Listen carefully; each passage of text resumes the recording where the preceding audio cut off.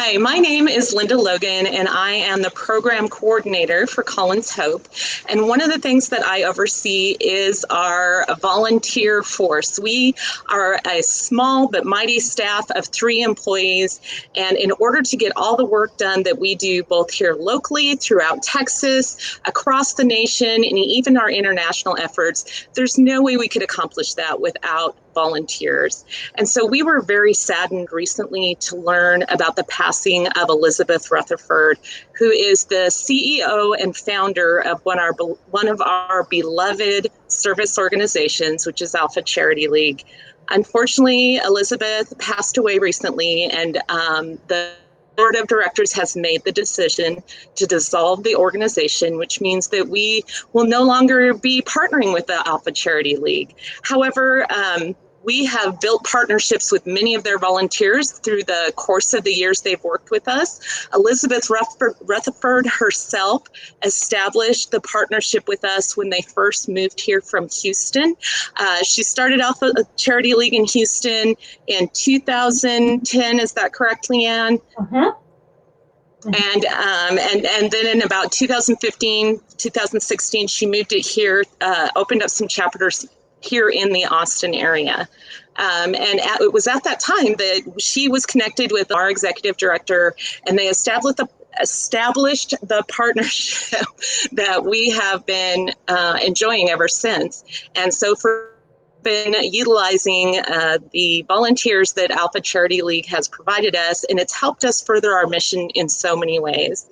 We are lucky here to have with us today in order to, do this tribute for Alpha Charity League and for Elizabeth Rutherford herself. We have the Spencer family, and they came to us through ACL initially, and they have had many leadership positions, not only with ACL, but also with Colin's Hope.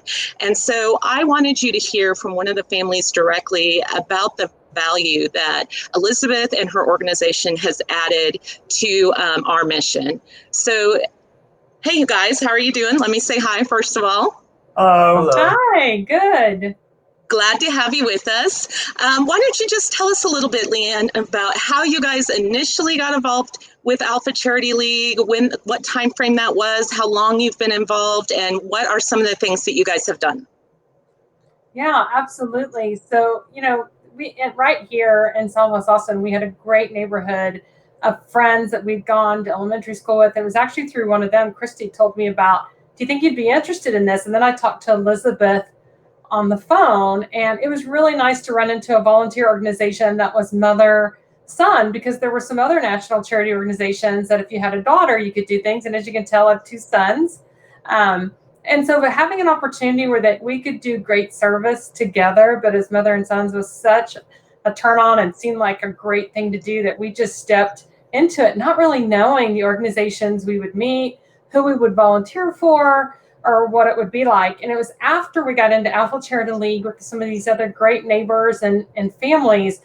Elizabeth, one of the things that she really, I felt like, wanted to have happen for the boys and was very clear about from the beginning was serve local, serve your community, do it mother, son, but also give the boys opportunities for leadership. And not all volunteer organizations have a ton of opportunities for leadership. And we ended up doing an event with Colin's Hope, and what really got us the first time, I think, was one, it was local, it was right here.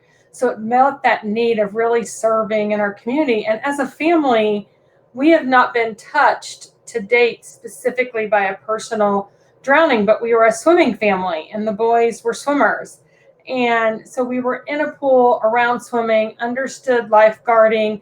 The boys would go on, I guess you guys will talk about that, to become lifeguards as they aged up. But what really got us about Colin's Hope was not only just what you guys serve and what you're trying to do through drowning prevention and education, but was the opportunity to become charity ambassadors and have leadership inside that. And Elizabeth really pushed for the boys to run their own meetings, to learn leadership. So to find a local volunteer group that allowed the boys to kind of move up in it, not only from just a worker that put curriculum together, but to actually be a charity ambassador.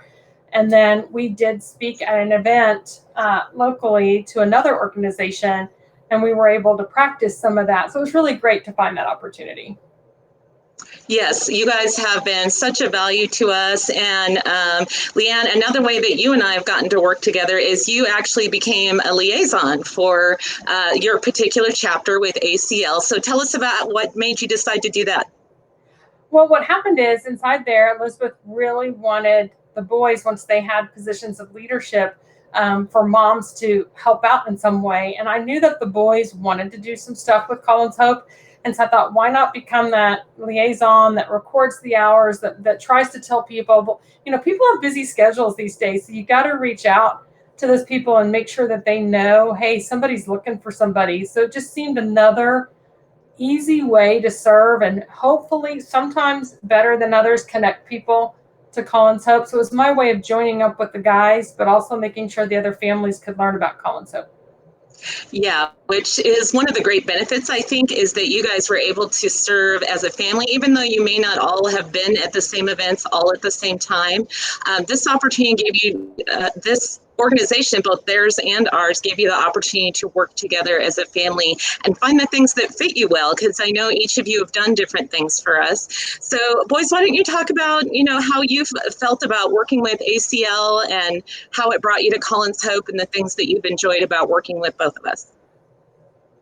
Yeah. So I found a ton of value in ACL. We've obviously been doing it for quite a few years, ever since it started here in Southwest Austin. But I think it was really great because not only did we get a chance to kind of be leaders in our community and have that role, but we also got to meet others. So not only did we meet a bunch of really cool kids in our community through ACL, and maybe we knew some of them already, but we got to know them better and know them through like an aspect of leadership and kind of being involved in the community, which is cool. You don't always get that like when you're in school and other activities.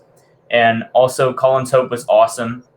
The message of Colin's Hope, I love it, especially now that we've become lifeguards.